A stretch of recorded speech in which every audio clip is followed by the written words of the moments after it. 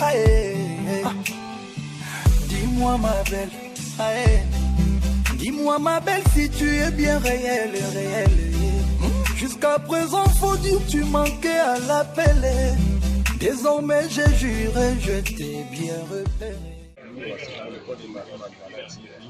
Alors bonjour papa, bonjour la matin, aussi représenté, nous allons prendre la famille, tout pour licencier la bonjour. Nous allons nani à le matin,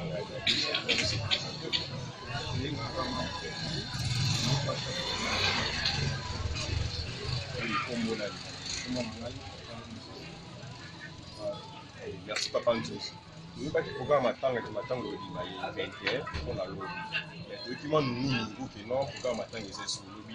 Il y a la famille pour nous accompagner. Comme il faut aller quand faire la vie, nous avons besoin de faire cette chose. Il se dit que le programme est le lobby tout comme il est. En tout cas, le programme est apporté. Nous avons conseillé de le voir en PMB.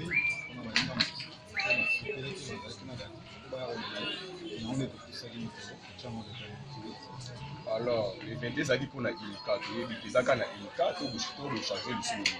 Donc, il y a une INICA, mais il faut confirmer qu'il y a une partie à l'autre. Il y a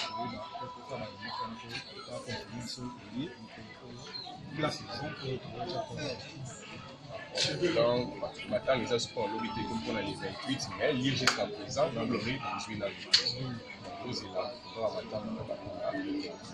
Merci papa, nous avons quitté le cas, c'est rien à famille. Nous avons confirmation, comme vous avez dit, donc, les téléspectateurs, Marie Magdala TV, vous voyez, nous avons pour la lobby, maintenant, on va reporter pour les 28.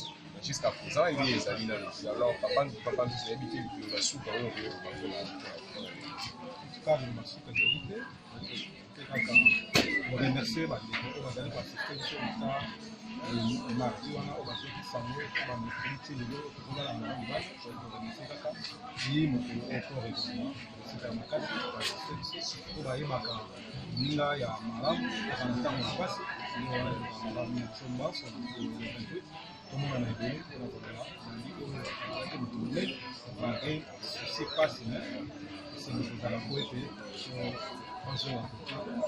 on va vous dire pas même pas mais il y a une affaire de caca dans cette instance nous c'est pour que on nous soit sali il y a une il y a une qui était dans ça. Merci papa Nzouzi toujours qui est avec nous d'abord mes collègues sur notre chaîne qui c'est Marie Magdala TV. Salawana pour nous ça la première